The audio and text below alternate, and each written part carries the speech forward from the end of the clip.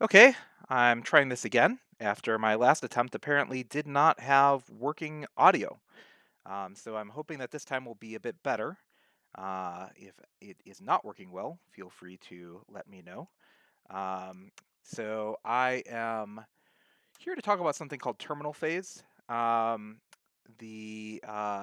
It's basically a space shooter type game. So if you're familiar with these types of games, you basically are a tiny ship you're running around and shooting. And I basically made a call out on Patreon saying, hey, as a bonus, if we reach $500 a month, I'll release this space shooter video game that runs near terminal. And we made that a few days ago. And so that means I actually need to live up to my promises and release it. And so I've been working hard on that. You can get Terminal Phase right now. It is available at gitlab.com/dustyweb/terminal phase. Um, the I think it's probably something that's best shown off just by seeing it. The general idea is that we have terminal programs. You're able to run them like this, and you can see that list of files in this directory by typing ls. You can also run some more interactive programs like htop. You can see some programs here. This one is one that lets you see processes that are actively running. I'm going to type on IRC. Let me know if the stream is actually working. I have no idea what I am doing. All right, so hopefully that's working. But it's probably best shown off just by actually running the program. So I'm going to boot this up here. So it takes a minute to load. It's a Racket program. And, we've got our main menu. Help coming soon. So I'm just going to jump straight in. As you can see, fighting some enemies. Oh, hooray, it's working. I had some nice space shooter music to go along with this. It was like a cyberpunk Moonlight Sonata, like dun dun dun dun dun. Oh, you can see I killed myself off of Open Game Art, but then I stopped. I restarted my setup, and my audio recording no longer worked. Um, so you can see you've got these little squiggly guys. Oh, just one enemy. Oh, mega squiggle. Oh boy. Okay, so that thing's a little bit ridiculous. Some mines here, and we've got this guy who tries to kill you by bombarding into you. So that allowed me to beat the first level. Now I'd like to have better ending to these levels. I'd like to actually be able to fight a boss or some such thing. So right now it just says you win after every level. And it's going to boot up the next level then, which is actually not complete yet. You can just see it says level 2 and then you win. All right. And then here's the credits. Okay, there'll be real credits later. If you join on the Patreon and you select one of the reward tiers that includes the credits, your name will be in the credits, but that will be out shortly.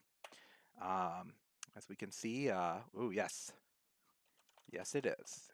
So that's the gist of it. I know that seemed pretty short. I'm going to have a lot of work tomorrow to insert a whole bunch more levels. After this, uh, basically after I release the game for 1.0, it's not going to be the end of it. I'm planning on kind of adding to this game as I go.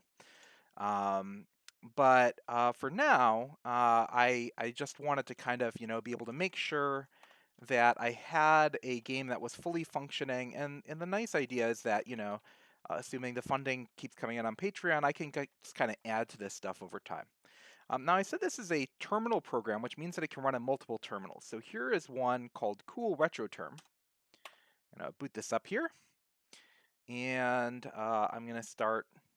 So yeah, you can see it's looks a little bit more retro. It's got a nice little blur effect, which actually makes the movement look a little bit nicer. Yeah. So pretty much at the same level here. Uh, now, but what's nice is that this should run in any terminal that you have. So I'm going to, whether it's Xterm or anything like that, anything that knows how to handle these kinds of basic ANSI escape sequences should work just fine. Okay, so I um, so you might wonder why on earth do something like this. It's a very silly idea. So for one thing is, it's a Patreon goal, right? So it was a reward for the fact that people are funding things. Now my active work is not specifically about building games, so that is something I'm doing. I'm probably best known for working on something called ActivityPub, which is a federated social web network protocol, which is used to connect together programs like Mastodon and Pleroma and PeerTube and etc. One of the things that I've wanted to do is kind of be able to take some of the network protocol stuff that we're doing to the next level. So ActivityPub's done a nice job with social network stuff that kind of resembles Twitter and Facebook, but I started a project called Sprightly, and Sprightly's goal is to is basically to build a distributed social network program and or a system that kind of tries to level up the Fediverse. So as part of that, I've been building a number of different pieces that kind of show off different ideas. So one of them is data shards. And this is kind of like Tahoe LAFS, if you're familiar with that. It's a system for being able to distribute files without the people who are hosting the files knowing where that is. There's a lot of good reasons to support something like that for a system like the Fediverse. It also allows you to files to survive even if the servers go offline. I'm not going to be talking about data shards today, but I'm just trying to give you an idea of what kinds of things are growing out of the Sprightly project. So another thing that's growing out of the Sprightly project is something called goblins. Sprightly Goblin specifically. So this is an actor model library, kind of aiming towards OCAP-ish safe stuff. I'm designing it for the purpose of Sprightly, but it's more useful for stuff than just that. It's very inspired actually by a programming language called E, which I sometimes call the most interesting programming language you've never heard of. Now, you actually probably have used ideas that have come out of E. If you've ever used promises in JavaScript, that's, for example, one thing that grew directly out of the E programming language. And there are people like the folks at Agoric and so on who are actually continuing to, develop the ideas from E in JavaScript land, but I really like parentheses. I like Lisps. So I like doing things in Racket. So Racket is a Lispy programming language.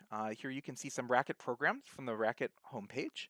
And I really like that on Racket's website. You can go and type in any of these programs, and they show you basically how these programs are things that actually run and do something interesting.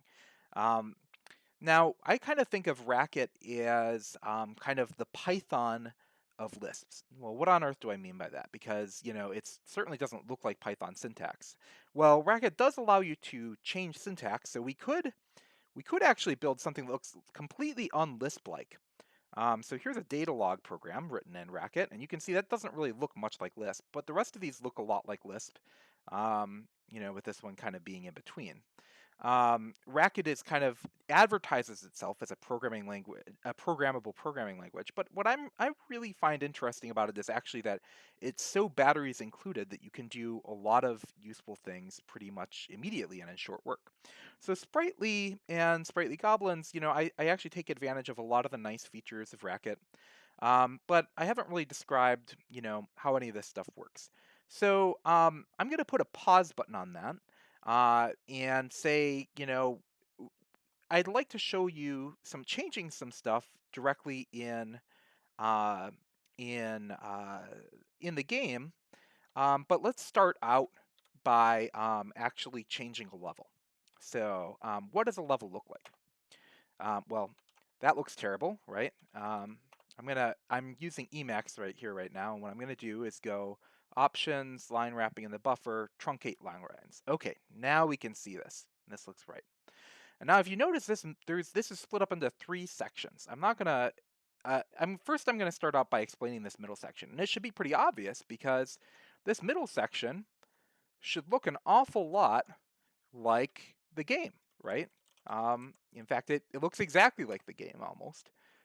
So when I boot up this game and I go into the level, yeah, we see those folks first, and we fight these squiggly things, and then there's some ones that go above, and you can see this is pretty much, I'm not paying close attention, so I'm dying pretty easily. Um, you can see this pretty much looks just like this level. Now, why is that, right? Why would I make a level editor this way? Well, that's partly because if we're going to go full terminal program and full this kind of aesthetic, why not really go full that way and have just the levels actually just be text files? So that was my philosophy. I like editing ASCII art and things like that, and I like doing it directly inside of Emacs. Um, and I've done, let's see if I can pull it up. Here's some ASCII art stuff I've done before in the past. All this stuff is, stuff, and I just type it directly in Emacs. Now, you don't have to be an ASCII artist to be able to make these levels. All you have to do, because it's kind of more like a roguelike, if you're familiar with those. The characters on the screen are mostly just kind of representing individual enemies. Now, it does have the support in the engine to have enemies that are more than one character, but just as a example, I'm just going to insert a whole row of enemies here, and we should, and I'll add a couple of squigglers behind it too. And now when I run the program again,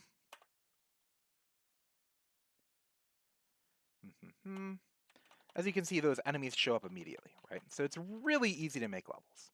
Now, and it's very much so my kind of way of making levels, and so with the way that I set up Emacs here, I can just scroll to the right and things show up. Now you're probably wondering, what are these things at the top and the bottom? Well, these are kind of control characters in a sense. The top ones are um, character flavor controls, and the bottom one is level controls. So if we look over here, we see that this one has two Fs above these two little folks right here. So we've got this little caret and this little caret, or I guess less than sign.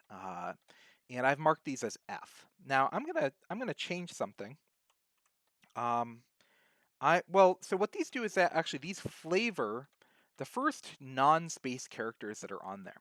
So for example, I can flavor these two front ones to also be shooters by going FF. That's going to flavor this one and this one. If I put a wall there, I'd have to actually move it down one because it's basically aligning with whatever non-space characters they are. But we'll just do these ones like this. It'll actually just I don't remember if it reloads the file or not. So let's just reopen it. So yeah, now you see the front two started out as firing enemies. Okay, so uh, so as this allows me to kind of build enemies that I add flavor to pretty easily, and kind of mess with things. Um, I'll show in the code what this corresponds to and how these get spawned. The code's a little bit messy when it comes to that, but I might as well also describe the bottom characters. So here the bottom characters are level controls. So these basically say what kind of things we want to have happen at different times. So this one says set the game speed to 8. Now, we could set it to something else like 4.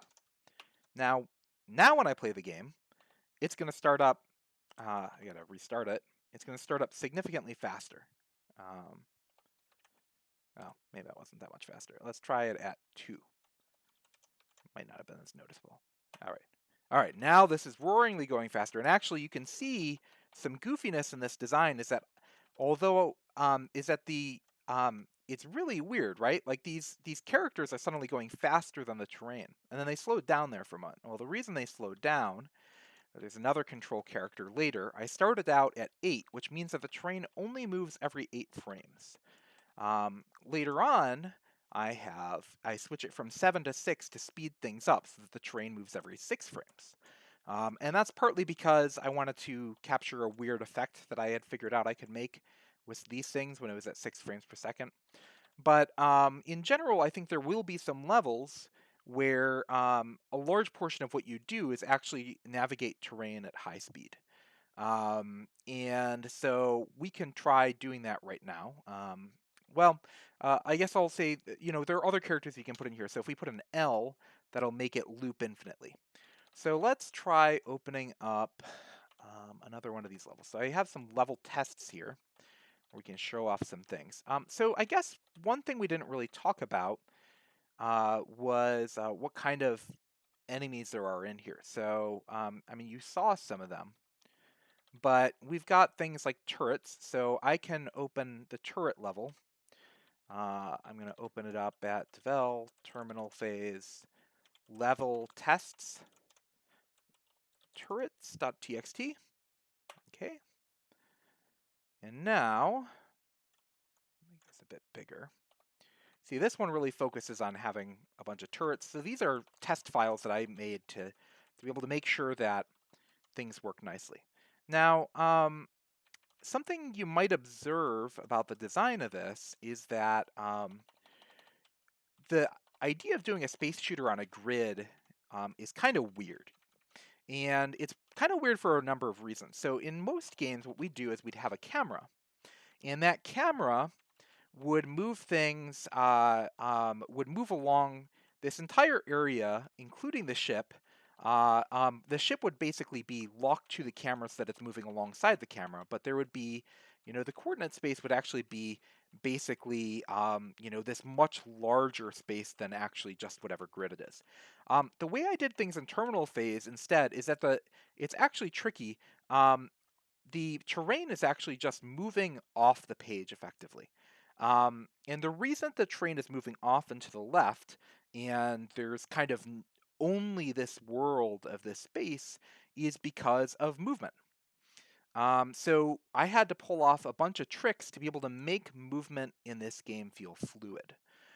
So first of all, you'll notice when I shoot, um, you know, if I was just shooting forward, and if we think about a character moving across the screen, if the bullet was moving forward, but it also could was being moved by the camera, it might actually jump back a bit. Um, and we really want to be able to very precisely, no matter what the speed is, have a bullet move. Bullets basically look like, and we basically want them to move there to there to there to there to there to there to there to there. Make it look really fluid. Um, so in order to do that, I'm not working with a global coordinate system. Similarly, there was a really weird thing that I had to deal with when I released when I added these ships. So those ships are moving actually a little bit faster than the train, not too much, but a little bit. And if I had them move forward every time the train moves forward, then actually, if the ship moved forward and the train moved forward on the same turn, it would jump 2 spaces. So actually, most of the ships move independently. Now, there are some exceptions. We're about to see one after I get past this annoying thing again. I guess I could just restart it with something that doesn't, but So in the future, there will be bonuses when you kill when you kill things. So you'd be able to get extra points and some power-ups when you do that. So these things right here, these mines, those ones actually do move along with the camera. I guess that I'm just trying to give you an idea that in order to pull off the illusion of smooth movement, when you really only have a grid of pixels, means that we have to do some hacks to be able to make things not look like they're jumping around. Those bullets from the turrets are likewise very weird in that they are actually also moving around on the screen coordinate space. But I had to make a change recently. Um, uh, and let me show you what it looked like before I made this last commit. So I'm going to move to Maggot. And I'm going to switch to, I'm going to switch to this commit. And I am going to make sure that the file is there. I'm going to run this again. So this is what happened before I made this change. So at first you'll notice the bullets look pretty much as expected. They move fine. But when they move to the right, they suddenly start looking laser fast, right? Just way faster. Well, this is an optical illusion because those bullets are actually moving the same speed relative to the screen on the grid. The grid, as far as the grid is going, whether it's moving to the left or to the right, it's moving the same speed. What I had to actually do, so one of the first hacks I tried to do to be able to make it so that things looked like they were slower. So, because remember, the train is moving to the left. So if the bullet is moving to the right, your brain is kind of trying to track the bullet to move alongside your expectation that it's kind of floating there in space. Now, so what I tried doing initially is have these bullets actually move to the right as well, and that ended up being it moved to the left when the screen moved, and that actually ended up being a disaster. And the reason it was a disaster is the bullets started glitching like this. Like they would move to the right, but then get pulled left, and then move a little bit to the right and get pulled left when they were moving to the right. And so they looked like they were glitching in space. So one of the hacks that I did very recently was make it so that there's actually a different speed depending on whether it's moving to the right or to the left. So why am I bringing all this up? I'm just trying to give you an idea that the design of stuff in terminal phase has to kind of, even before we talk about any of the game programming, it's making some decisions to try to make things feel smooth, even though they kind of, if you actually take a look at the design of it, are in a certain sense are kind of breaking the rules a bit every time. But I think it's coming along pretty well. Okay, so I suppose we can do one of a couple things next. Maybe the most fun thing would be to actually design level 2. So why don't we do that? So we've got level 1. Let's open up level 2. So obviously this is no good. Let's get rid of this thing right here. I have some commands. There are some commands in Emacs that make editing this kind of stuff really fast. That's a rectangle kill that I just did right there. So I'm going to toggle overwrite mode and make sure that the buffer is set up so that it wraps to the right. Truncate long lines. Okay. So when we design a level, we should really think of what's the idea for the level. So on this level, the idea was introduction, right? As you're coming in here, you encounter these ships for the first time and realize that some of them fire. You realize that there are different kinds of ships. You have to navigate around something, so you figure out how to move up and down. You encounter a few other ships, again, just to, get you the idea that there's ships while navigating. You deal with a turret. You deal with, suddenly there are two kinds of firing ships, one that fires bullets that your bullets go through, and one that fires bullets that your bullets kill. And you encounter these nymphs, and so on and so on, and the concepts get introduced kind of gradually. Well, maybe, so this is probably more appropriate for a level 3 or something like that, but why don't we go with the idea that we want to do that fast level idea. Okay, so let's do the fast level idea. What I'm going to do is I'm going to copy this, and I'm going to paste it 5 times. 1, 2, 3, 4, 5. And I'm going to remove 5 lines. 1, 2, 3, 4, 5. Okay. And now I can kind of paint this area a little bit. So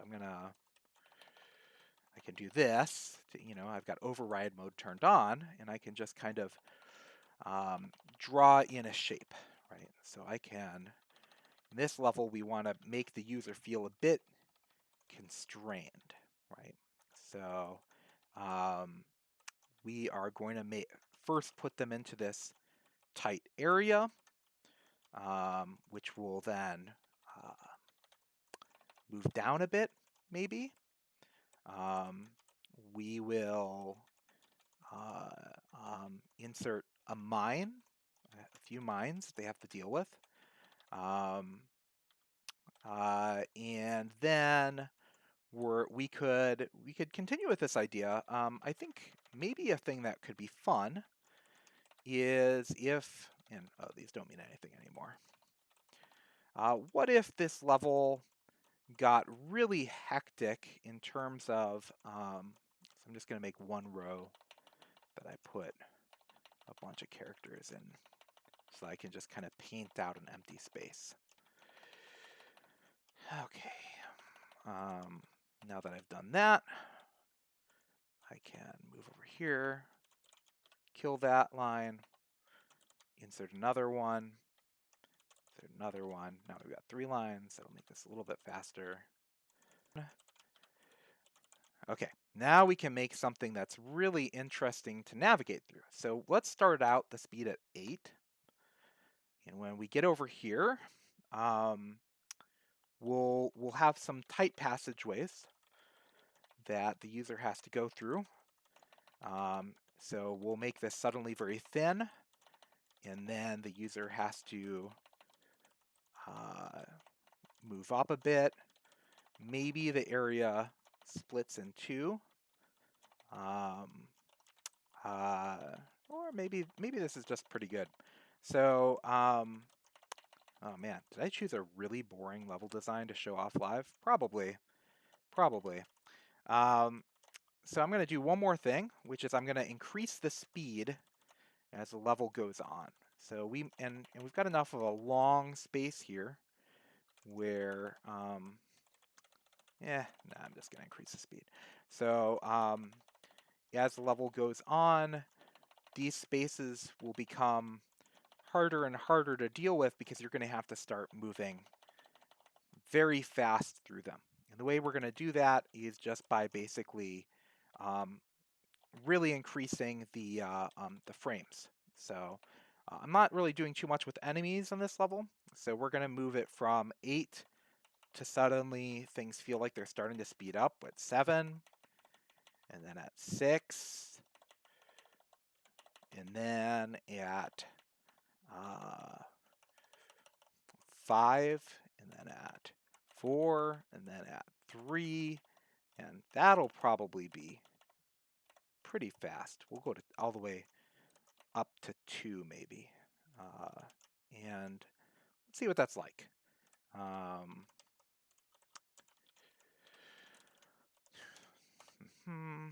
Okay. I realize this is probably all over the place. So, okay, so initially I have to deal with these. Oh, left a little hole. Now the navigation space is starting to get slower, and the speed of things is starting to get faster. Suddenly, it's getting really fast. My ability to navigate those spaces is okay, yeah, there's the credits, is much harder. If we brought, and I guess that one wasn't too bad. You get the idea.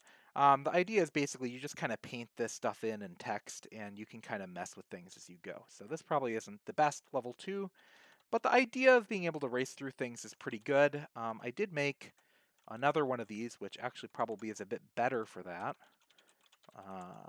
Let's see here. What was it? Walls.txt. So this one was much harder.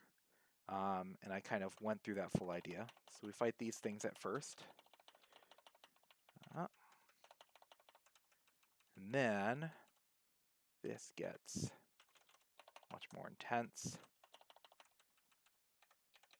Suddenly you have these kind of achingly fast movement things, and yeah, I didn't make it. But anyway, so I might as well switch over to what the code actually looks like. So let's see here. So the code in this game is using something called goblins, as I said. So let me open up the sprites. So sprites in here, refer to the different characters. So goblins is a little bit, funky. So if you've ever done a list before, maybe I'll bump up the font just a little bit. Set it up to 18. If you've ever done a list before, it basically looks like this. So, you can do define foo is, define greeter is name. We'll say string append hello name, right? So greeter Bob, right? Hello Bob, right? So that's how lists in general work. You've got these parentheses everywhere, but the general idea is that this is basically calling a function. It's probably not so unfamiliar if I switch it to this, right? So if I put things like that, that would look pretty familiar to many programmers, right? So the main idea is that the function happens at the beginning, everything's wrapped in these parentheses, and it makes it pretty easy to edit things and build things. So if you're already familiar with Lisp, that's very small refresher, not that interesting. But what does goblins do to that makes things a bit different? So one thing that it does is it introduces a different kind of object concept. So I'm going to make, um, uh, so I'm going to define an actor map in goblins. Map. So normally when we look at this goblins code, let's see here, we'll see spawn looks like this, right? So what does that mean, right? So if we wanted to create a character that we could talk to, we could do define greeter, and instead we'll give it our name, right? So greeter, and what we're going to do is we're going to return a function in goblins. So we're going to return the function that we'll call next time. So this one is we're going to give it your name, and we're going to say string append hello name, your name.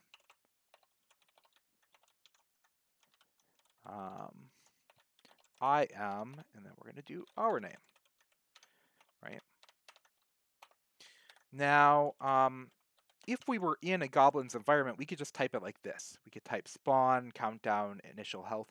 Since I'm not in a goblin's environment, I have to mess with this thing called an actor map.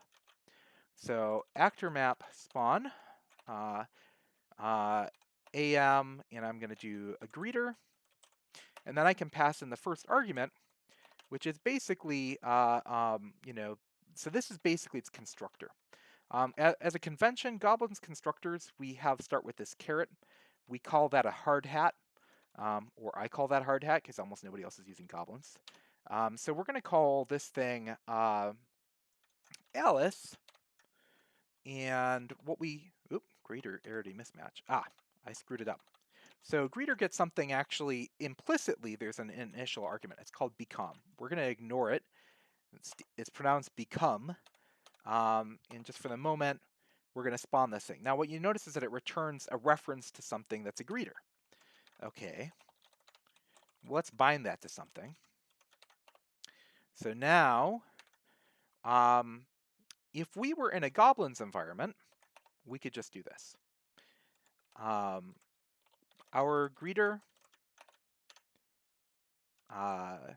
Bob, and it would say, hi, Alice, I'm Bob. But since we're not in a goblin's environment, we actually have to kind of bootstrap it with this actor map thing again. So we're going to do actor map peak just because it keeps things easy. Our greeter Bob. Our name. Oh, what did I do wrong? I put an exclamation mark. Which is not a variable. All right, let's spawn our greeter again. Yeah, hello Bob, I'm Alice. Okay, great. So that seems like a lot of extra work just to basically wrap this kind of thing. Why is that interesting, right? So that's not that interesting yet. What's more interesting is what if we wanted to change our greeter so it kept track of how many times it's been called, right? So I'm going to actually define next self be times called. Or actually, you know what? We'll keep it even simpler. We're going to actually just have an implicit number of times that it's been called. 0. So it hasn't been called any times yet. So what we're going to do is we're going to return hello, your name, I am my name. But we're going to also do something else. We're going to also say that we want to become the next version of greeter. And this time we have to explicitly pass in the become, so it can become something else again. Our name. And we're going to add 1 to the number of times that we've been called. Okay. I have no idea if anybody's finding this interesting at all. Anyway, feel free to pipe up in the Libre Lounge channel if you are actually enjoying this. Or if you want me to talk about something else. So anyway, what we can do is, what if we say, I have been called, and we're going to do string number to string, called times, right? So now our greeter will tell us how many times it's been called. So what we're doing is, this is the value that we're actually returning, and we're becoming this version of ourselves that actually has the number of times that we've been called increased. So this will not look as weird to you if you are a functional programmer. If you are not a functional programmer, this will probably look pretty weird. So we're going to call, I'm going to actually do poke, which allows for mutation. So now that I've done a poke, oh, that's interesting. What did I do wrong? Ah, I know what I did wrong.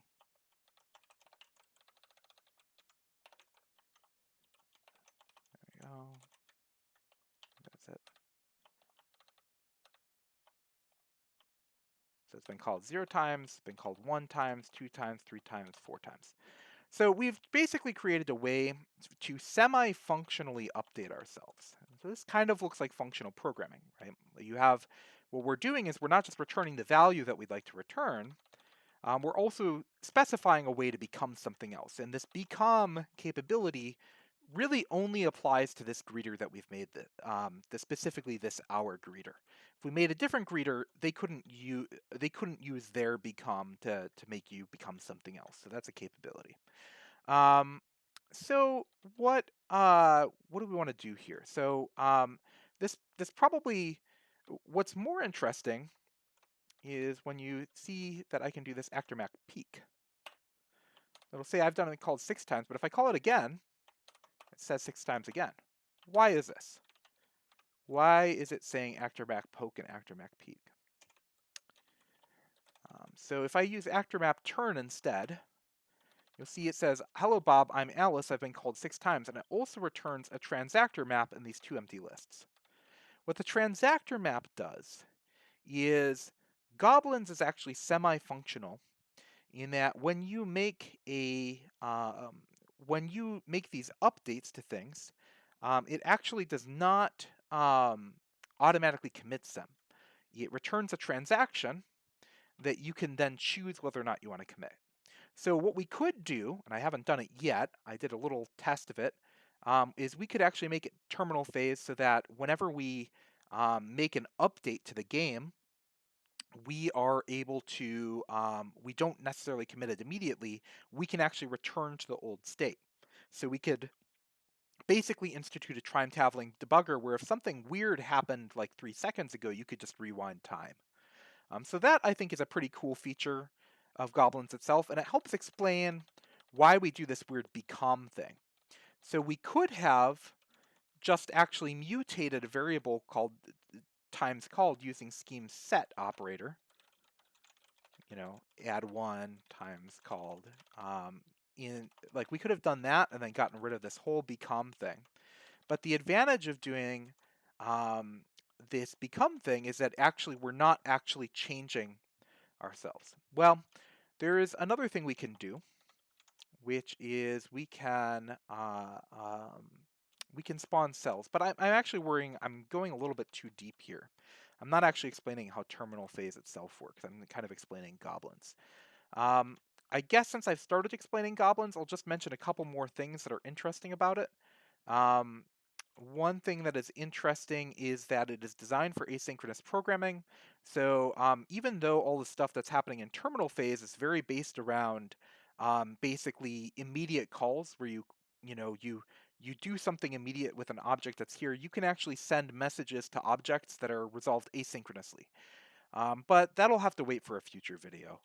So let's go back to terminal phase. make the font just a little bit smaller. Maybe, there we go. Okay, so let's try to look at a simple enemy, or maybe let's try to make our own enemy. What would be a nice, simple enemy? So let's define a new one.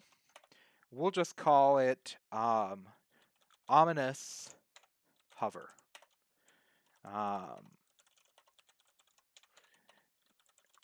It's going to get an initial X that it starts at and an initial Y. So this ominous hover is going to have a, or you know what, we're going to just ignore the initial, just call it X and Y. Now we're going to have, so each one of these sprites that are in goblins, which are like the ships and the turrets and the bullets and stuff like that, they need to have several methods that all of them have. So let's start writing some methods. Now methods is just a sugar macro. When we were over here, we were poking our actor and we didn't have any, we didn't call any methods. But we can write methods in goblins, it's just that it's sugar.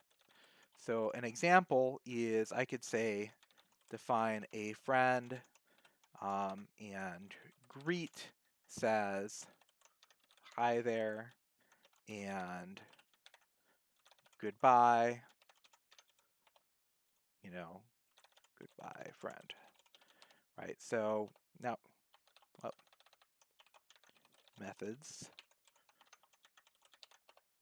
So now if I call a friend greet, I can say hi there, goodbye, goodbye friend. But as you can see, this is kind of like doing dot, a friend dot goodbye, a friend dot greet. And in fact, I'll be adding a laying mode in Racket that if you do a dot like this, it implicitly does this thing with setting up a symbol as the next argument. But this is just sugar. But we're going to use that method's sugar directly inside of goblins. So what do we need to be able to do? So all of these, to start out with, we're going to extend the enemy, the base enemy, and we are going to add a pause info, which is basically says where this character is on the screen. And this is used both for rendering and for collision detection and for rendering. So we're going to say pose info. So this is the pose info method, and confusing, I know. We're also going to return a pose info struct. And what we're going to say is at the position X and Y, we are going to be, what's a nice character for this? How about a Y character? Why not? And we will be, I guess, magenta is a nice color. And we're going to say that we're an enemy. So this gives the coordinates that we're going to be at. This gives the character that we'll be. This gives the color that we're going to be, and this gives the layer that we're going to be on. Okay, those details aren't too important. I just want to show off what this is like. That's basically all we need to do to be able to create the start of an enemy. Now, right now, the way that you add new enemies is kind of not the best. The level has a hard-coded set of enemies. That'll probably change over time. But, you know, here we've got this match where it looks at all the different characters that are coming in. Each level is kind of read in it like a tape. In fact, that's literally what it's called in the code, is level tape. And what it does is it reads each one of those columns and looks at each one of the characters that are in it and spawns something. So we've got this new Y character. So if the level sees a Y character, then what we want to do is spawn ticked enemy ominous, oh, we put an enemy in front of it. Enemy ominous hover, right? So now let's open up one of our levels. We'll open up level 1 again. We'll put our Y character right towards the start of it. And that character, if we program this right, that character will just hover there. Let's see if this is correct. Okay, terminal phase. Let's see. It might screw things up. Find out. Well, looks like it's starting. Oop, it crashed. Why did it crash? Okay. You already risked match. Expected number of arguments does not follow post info given x, y. So the arguments are procedure. So what did I forget? Expected 1, expected 2 given 1. Okay, what did I forget? Let's see here. Spawn an enemy. I didn't tell how many points this enemy is worth if you kill it. It's worth 30 points. Not the best place to put the point tracking. It should actually be that the enemy itself specifies how many points it's worth. All right, so hopefully that fixed it. Let's find out. Yep, so now we have a character that just hovers there. This little Y character doesn't do anything but just hover. So that's pretty weird. We can change it up. So let's give it a tick option. So tick pose info said basically what we look like and where we are. Pose info. So tick, on the other hand, is a different thing that that allows us to say what we'd like to do.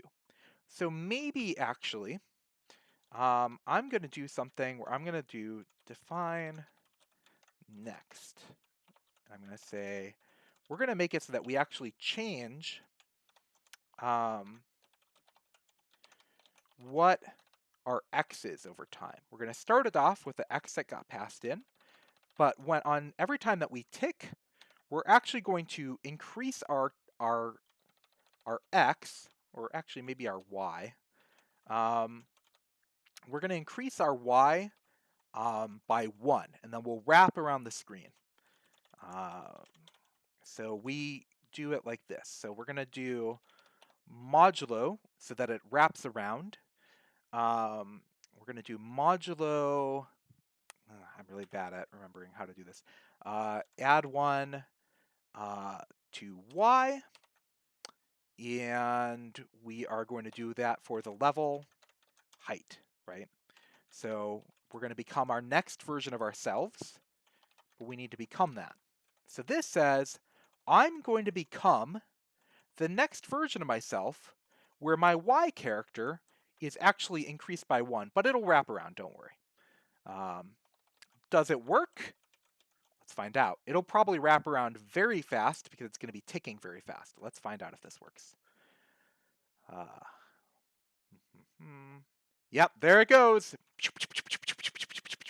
So that thing is just blasting around, right? Now, if I touch this, I'm going to die because it's labeled itself as an enemy. Not anything I can do to it, because if I actually shoot it, it doesn't have any collision code. So, so maybe actually the first thing that we say is, well, this is actually kind of nasty, this code right here. So doing this become thing, this was hard to figure out. Well, we can make it a little bit easier to read by first of all saying, okay, define next y is going to be this. Okay, that's a little bit easier to understand. The next version of ourselves is going to be this. We'll become that. Okay. So that, should clean that up a little bit. But it's still hard to follow. Still hard to follow. It would actually be nice if we could actually just, increase y every time. Almost like it's mutation, except there is no mutation in goblins, sort of. What we're going to do is we're going to define a cell. So I'm going to set this back to, I'm going to set this to initial y. So that's just going to be the name of the initial y. And we're going to change a couple things. First of all, we're going to change this. I'm going to do this $sign here, and then y. I'll explain what this is in a second. $sign y. We're going to drop this become because we're never actually becoming anything else. So actually, what we can do here, the next y is this, right? So now, become next y. Y is the next y. Now, what the heck is going on here? Define cell. I'll do it the manual way. Define y, spawn cell, initial y. Okay, what the heck is going on here? So this should work, I think, unless I misprogrammed it, which is highly probable. Yep, still works. Okay, but this looks different. There's no become anymore. We completely got rid of become. And this actually looks almost like mutation. So let's actually see what this is in the REPL. So define, let's just call it Y again, right? So Y cell. Actor map spawn. We're going to poke at our actor map. We're going to make a new cell that starts at 0. Okay. Map poke Y cell. What did I do? Oh, I forgot the actor map. It's going to say 0, right? But if I actually switch it over to, let's say, 42, I call it again, it's going to return 42. So a cell, that's actually what's happening here. We've got this cell that is Y, and if we call it like this $sign is effectively the same thing as actor map peek and poke. It's an immediate call. So if we do an immediate call against Y, like this, it's actually going to return the current version of Y. If we call it with Y new value, that's going to set Y's new value to new value, right? So that basically called with no arguments, it just returns what it is. Called with one argument, it changes what it is. So that is called a cell. And what's really kind of weird is that it looks an awful lot like mutation. If I call Y here, it's going to return, it's gonna return something like 0 or whatever initial Y was. If I call it here, it's gonna, by the time I call it down here, it's gonna say new value. That looks an awful lot like mutation. And it sort of is. It's kind of an implicit, you could view the whole thing of goblins as having a, I'm gonna use scary words here, implicit monad. Of course, an implicit monad is really just mutating state, and that's kind of true. But what's actually happening under the hood in goblins is that cells don't actually ever use any mutation, not directly. Here's how a cell works. So we're going to define our own cell. We're going to call it our cell. So our cell gets a become an initial value of 0, right? So we are going to say, now there's something in Scheme called case lambda. And what case lambda does is it looks at how many arguments are given it. So if passed no arguments, then we will return the current value. If we are given one argument, then we will become a version of ourselves that has the new value in it. Oh, where did I go wrong? What happened? Parentheses missing, closing. What did I do? Case lambda. Ooh. Not, oh, there it is. See, if I'm typing in here, Emacs will automatically open and close these things for me correctly.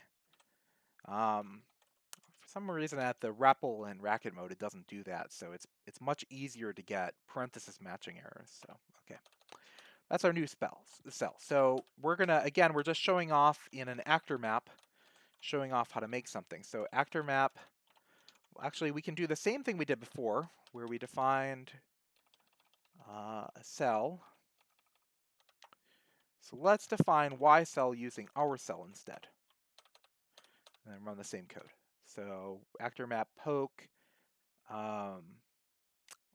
Y cell. we'll say 0, and then if we poke it with 42, we'll say 42 this time. But that's all transactional. It's all actually done in a map that you can choose whether to commit or not. And if this is hard to read, we could change this by using methods. Now remember, methods are not required in Goblins, but they can make things easier to read. So instead of by the number of arguments, we could change this to have get and set. That might be easier to read. So now we're going to make YCell again. Now it's going to complain, oh, wrong number of arguments. It expected one more. Okay, because that's now we've added get. And now we can do set 33. Okay, same idea. So, but the thing is that what Goblins chooses is that lambdas are the ultimate object abstraction. And lambdas can specify how to update themselves. And they never use the set operator. But nonetheless, doing an immediate call of one actor to another actor has the kind of appearance of mutation. Nonetheless, you still get some of the time-traveling debugging magic that other functional programming languages get to take advantage of. Okay, so what we haven't done yet is we haven't added, this thing moves too fast. So maybe we want to actually slow down how fast it is that we're transitioning between these different states. So maybe we want to actually have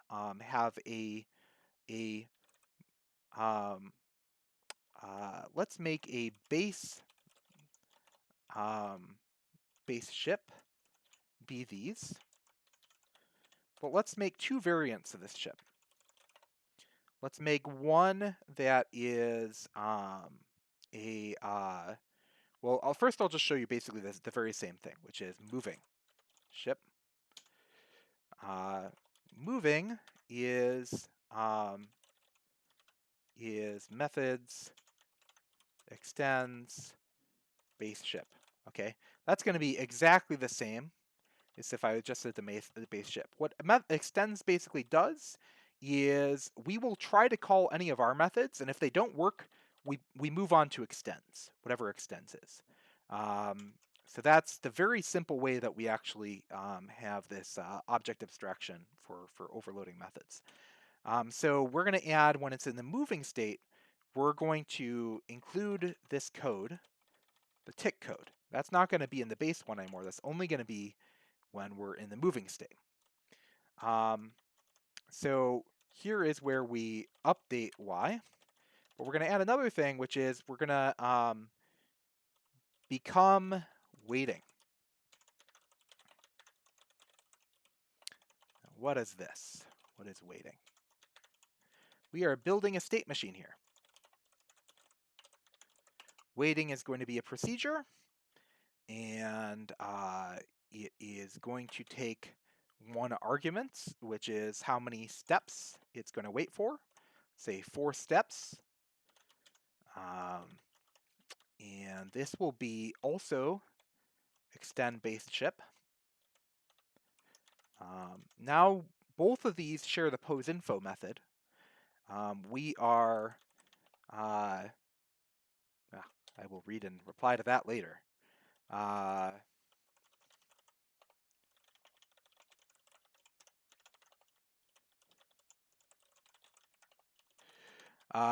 So the next thing that I am going to do is I'm going to make it so that the waiting thing actually waits 4 steps in between every time it moves. That way it's not just blasting across the screen. So we're going to do tick. So every tick, a tick is, by the way, every time the screen updates effectively, all the objects get a chance to do something.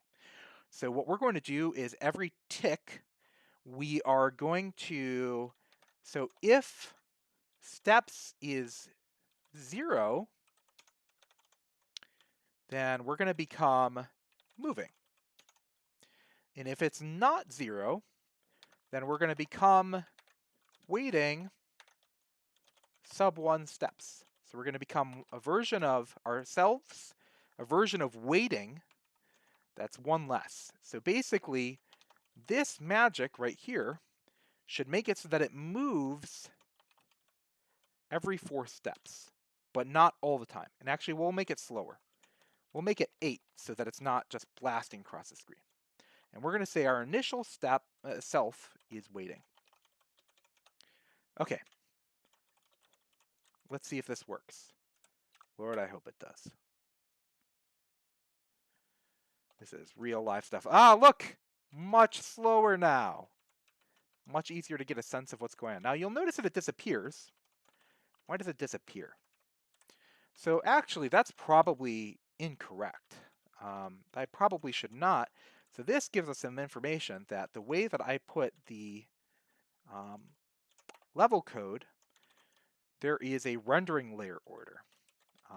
I just kind of define these arbitrarily, but depending on what the pose info says it is when it layers. It basically splats each layer of objects one by one.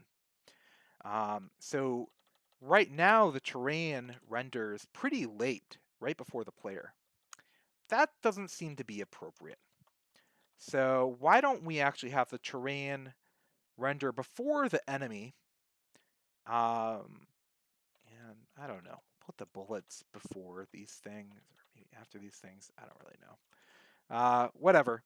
The important thing is that the terrain is going to render before the enemy. Now that should hopefully look nicer. Okay. There we go. See, now you can actually see that the thing's still alive. It's just moving through the terrain, right? We have to decide some sort of rendering order. That seems to be a better one. Okay. So I'm going to commit this change because that seems like a good one. Reorder render layer order. Okay. So I just updated that. I can push that out. There we go. That is how editing terminal phase tends to happen. Still, we can't kill this thing, and that's kind of annoying. It would be really nice if this thing could move. Or sorry, if this thing could be damaged. So let's actually change it so that it has a way to die. So what we're gonna do is we're gonna add some collide code right here with pose info phase. So these are the arguments that come into the collide method. We don't really care about this phase stuff. We don't really care about this is going to be the object that we collided with. What we really care about with is the pose info of the thing that we collided with is going to tell us what layer it's on. So I'm just going to pattern match, and if it's either a player or a player bullet, then we are going to tell our Tiki that we die. Tiki is a weirdly named thing that is not that important, but that is how we tell things that we die.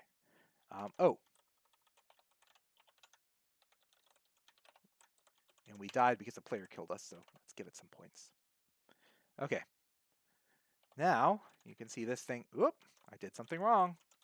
What did I do wrong? No matching cause for terrain. Ah, my pattern matcher up here said it knows what to do if it's this, but I didn't add any clause for if we don't know what it is. We don't actually care about anything that's not a player or a player bullet. Okay, let's try it again. Okay. Now we should be able to get that thing. Yes, we got it! That's how it works. We just added an enemy live. Okay, so I think at this point, maybe I should actually try to bring this to a close. So what we've kind of seen is what development in Goblins looks like at a very, very high level, with some level of application. not the best intro to goblins that you could possibly get, because it kind of threw it directly into this, threw you deep in the deep end of a kind of complicated program. But we managed to develop a program live, and or develop an enemy live, and I think that's pretty cool. I think we should celebrate by ending the level by saying goodbye to ourselves. So how about like this?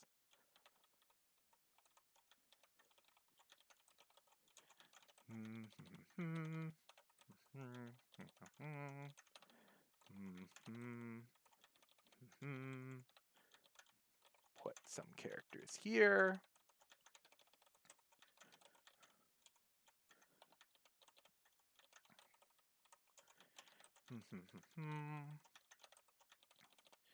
That looks like a nice buy.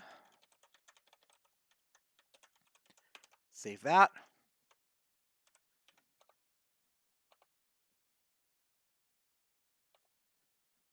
And there it is. Bye, everybody. It's been a lot of fun. Okay, and I guess to wrap that up, I guess the only other things that I want to say is, if you enjoy this kind of stuff, I write about it on my blog sometimes, dustycloud.org.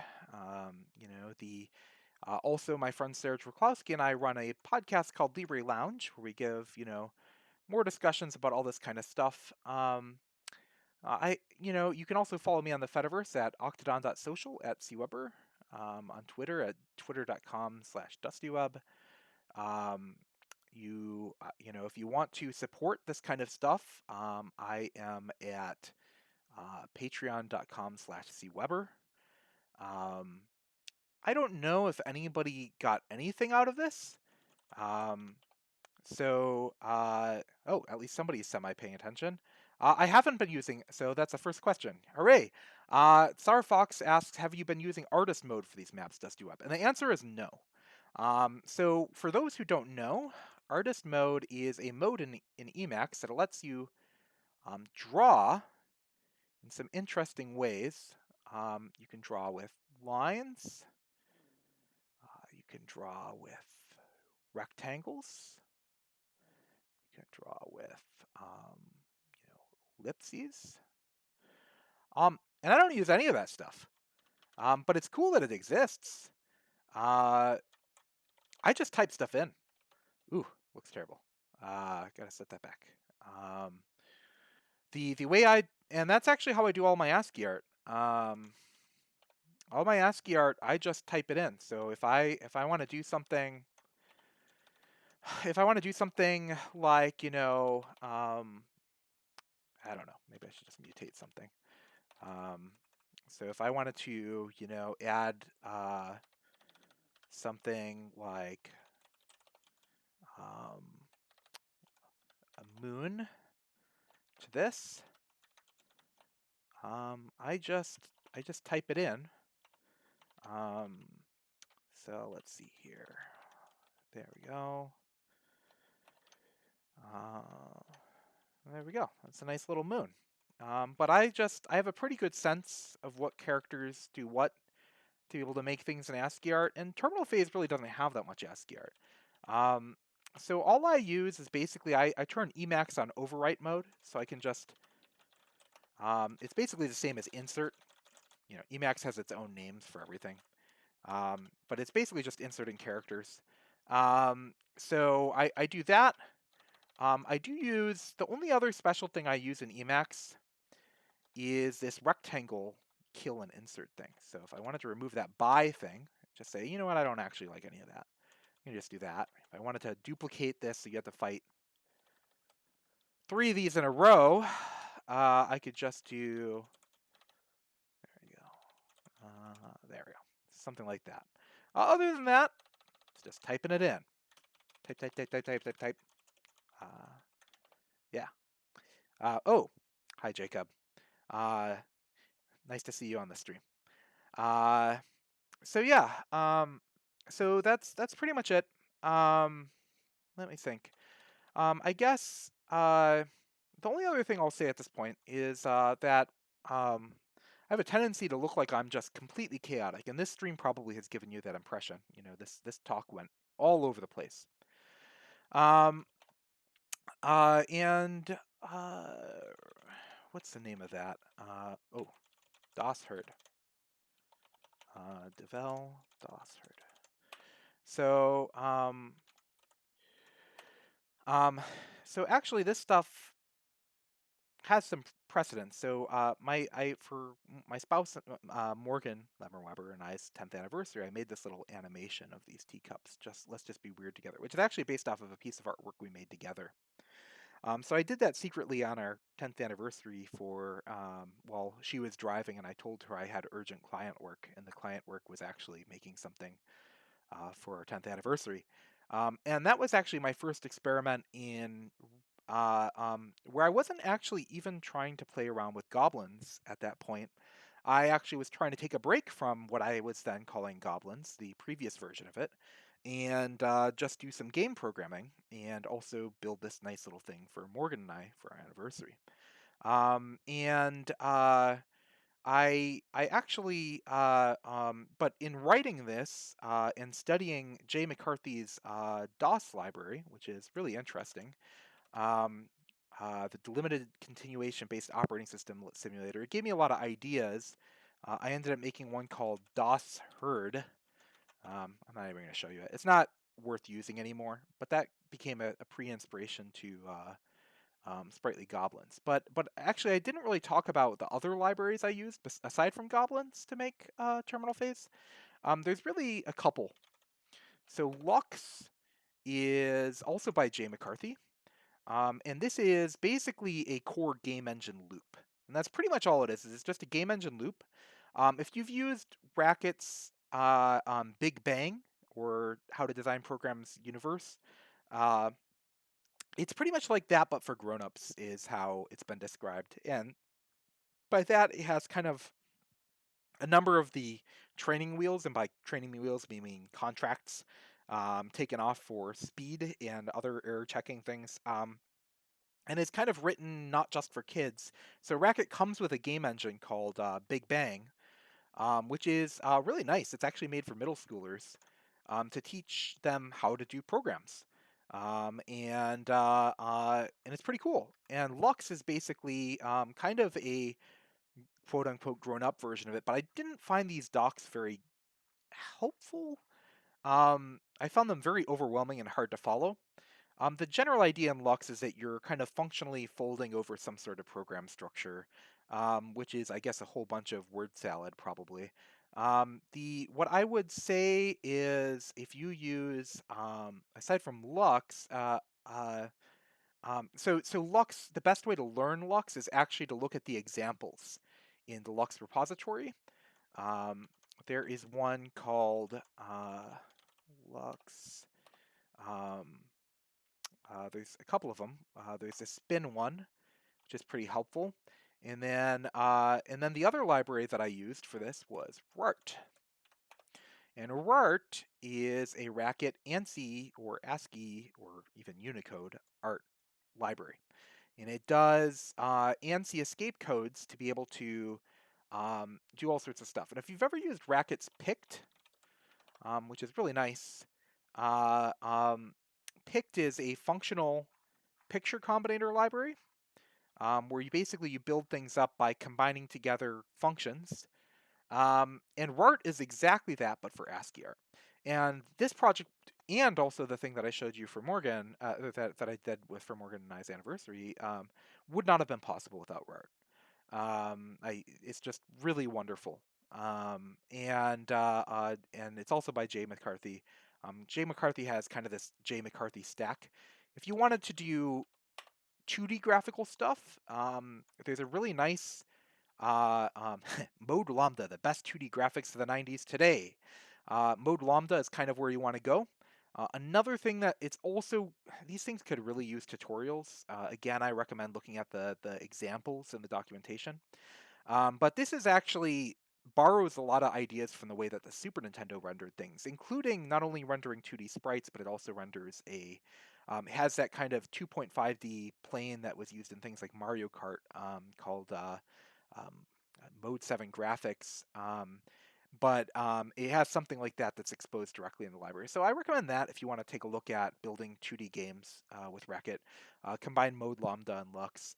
And finally, and if you wanted to use the object system of goblins, you could use that. Or, you could use DOS, though I personally found that kind of hard to build anything that was this complicated. And also, you could even use imperative stuff like Racket's class and object system.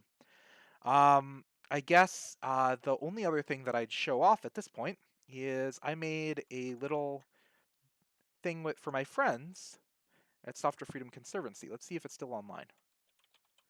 So, nope, not that one. Telnet. Here we go. Telnet postcard.sfconservancy.org 2333. Is it still live? If not, we'll have to run it on my own computer. There it is. So this is a little ASCII art animation. And actually, what is it for? Well, season's greetings from Software Freedom Conservancy. And it might not be that anybody's watching this in time for this to make any difference, who would be going to, but the reason why I put this together is right now it is Conservancy's fundraiser time. We sent out little postcards that look like this animated ASCII art thing to people's addresses who had donated before. And it asks you to donate here. So let's open that.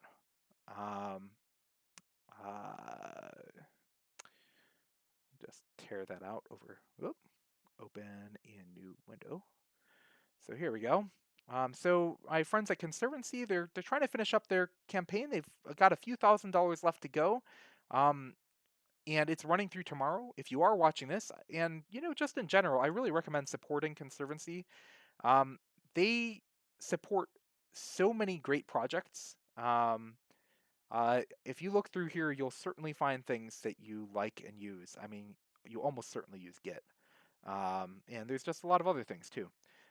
So I guess that's the last plug I'll do. I'll see if there's any more questions. Doesn't look like there is.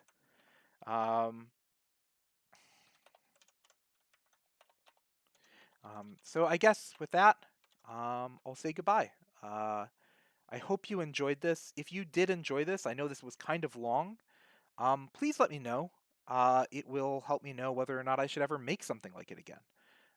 This was very unstructured, partly because I didn't know really what I was doing ahead of time. I just launched it and started talking. I guess if I do these in the future, I'll try to make them more structured. But I hope there was useful and interesting information in here. And thanks, everybody. If you want to support this work, again, you can donate on my Patreon. And otherwise else, just thanks for showing up. I really appreciate it. All right, bye, everybody.